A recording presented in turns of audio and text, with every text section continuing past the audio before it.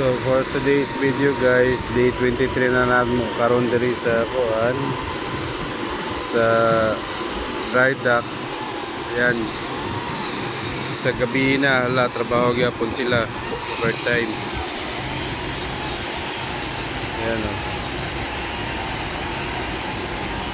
Daming daghan kayong nag-welding. Hala.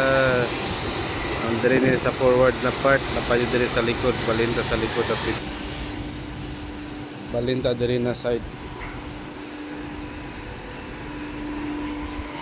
Diri oh, daghan mo kayo diri.